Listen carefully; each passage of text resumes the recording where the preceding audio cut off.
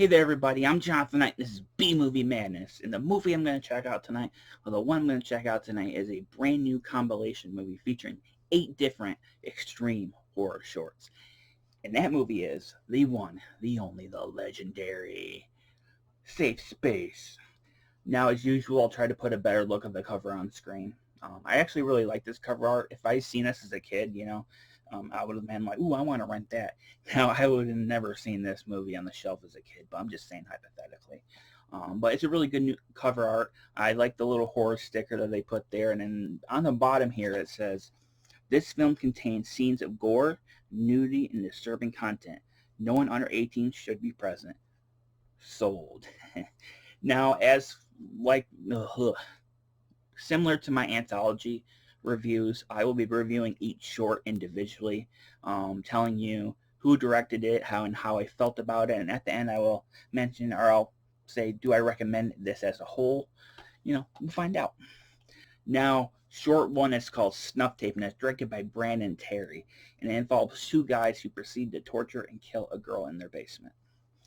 That's it. A lot of these shorts are short and to the point and really don't have any story, but this one was really well done for what it was. The acting by the two guys was actually really well done, and I thought the special effects work of when he disembowels the girl, I thought it looked pretty good for a micro budget, no budget movie. So for what it was, which is a fake snuff movie, it did its job. It looked effective, and the 2 lead actors did good. Now, short 2 is called Pigs, and this one was directed by William Cate. Now, I know his work because he's friends with Gore, Flith, and one of his shorts was on Backyard Gore, which was a compilation movie that I reviewed a couple of years back for SLV Horror. So I was aware of his work. I didn't really quite know what to expect with this one, and much like the first short, it doesn't really have much or any story whatsoever, and it's these 2 guys who are rolling around and animal body parts and gore, maybe some people parts as well. Kind of like pigs rolling around in their own filth. And then there's these shots of this woman smiling, cutting up meat. There's someone tied up that looked like with plastic wrap. Wasn't 100% sure what was going on, but I'll tell you this. He actually shot this in Super 8, and it looks amazing. It looks like it has that perfect, gritty, grindhouse look to it that, despite the fact it didn't really have any story, didn't really matter. I was there just, for the visuals. And it took the really gross scenes of people rolling around in blood and fondling each other with parts. It made those scenes even look more gross in, the Super 8 look. So really, really well done. Like I said, if you're going for the story, you're not going to get it. But if you're there for like the gross out factor, the vileness, this one completely delivers on that. So good job, William Cate. The third one's called Nasty, and this one's directed by Sune, Rolfe, Jensen, which I hope I'm pronouncing correctly. And this one is about a woman who has a rope around her neck, and she has a mask that's made of pornography pictures, porno pictures. And I guess her master drags her into a room, feeds her, and he proceeds to anally rape her, then hits her on the back of the head with a hammer. And that is it. This one is probably the shortest of the bunch. Maybe the next one's shorter. I can't remember.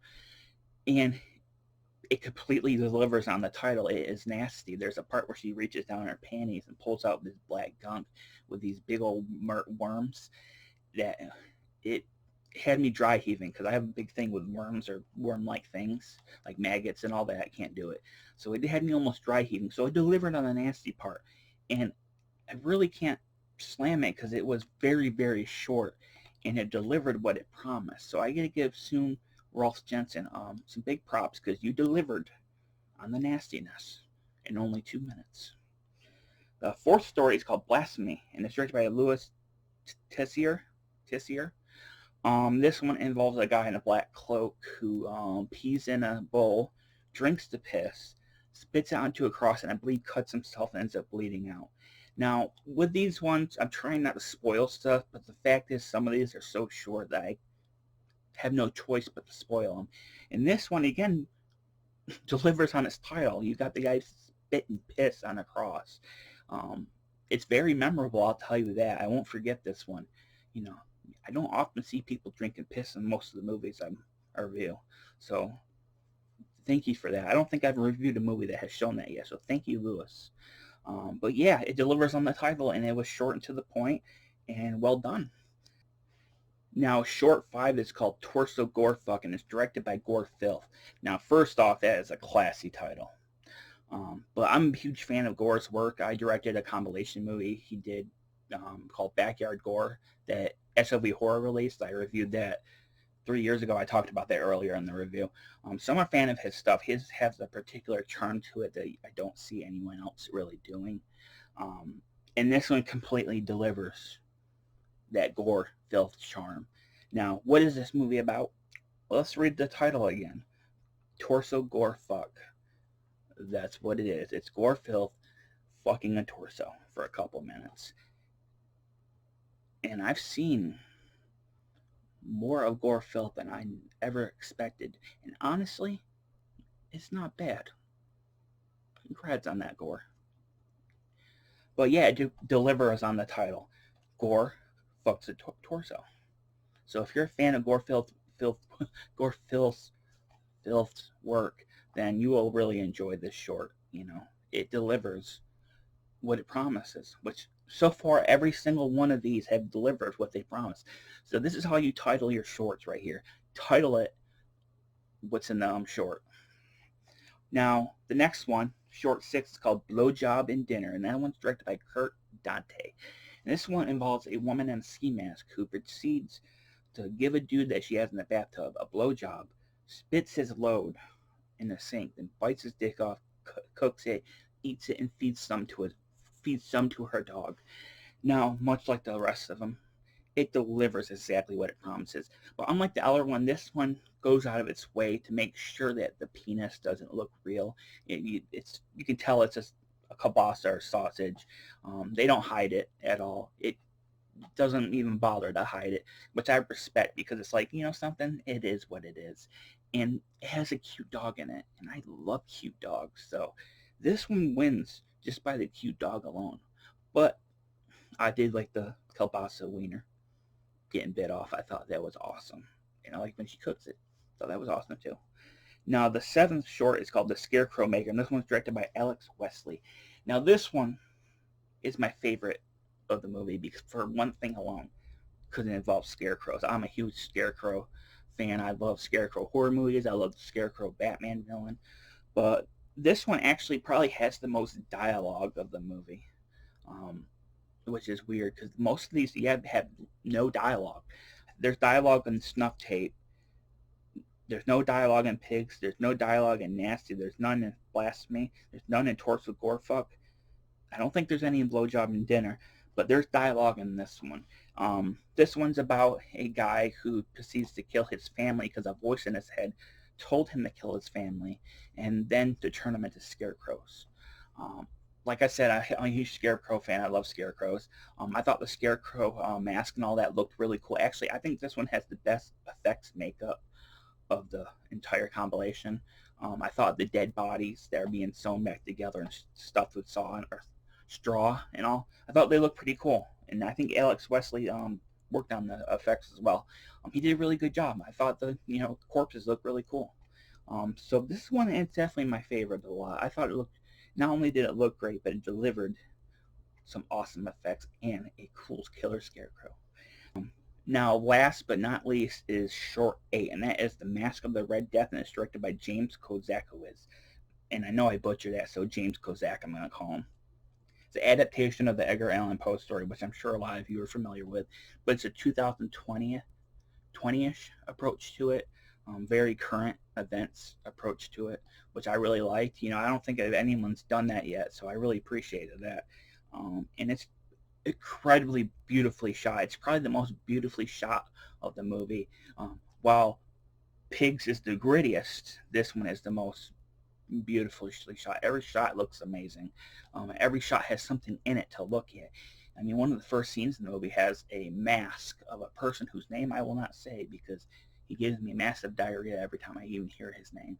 But it looked amazing. Like every shot had something in it to look at. And I really liked the narration, and I thought the effects were especially the last few minutes when there's a I don't want to spoil it, but there's a fairly gory and well done kill. But yeah, The Mask of the Red Death. If you've seen the Edgar Allan Poe story done a million ways, but I don't think you've seen it done the 2020 way. So I highly recommend it just for that alone. Now, as a whole, did I like Safe Space? Absolutely. I had a fun time watching this movie. It's not going to be for everybody, but if you're a fan of extreme horror, then you're definitely going to want this. If you're a fan of DIY horror, you're going to want this. But if you're a casual horror fan, you're not going to want this. But I don't think you're going to want anything that I review. So I highly recommend this to the people it's for, and that's extreme horror nuts. So yeah, if you want to, oh, before I get to that part, forgot to mention, throughout the movie there is a death metal band playing throughout it. Between each story, almost, there's scenes of a death metal live performance.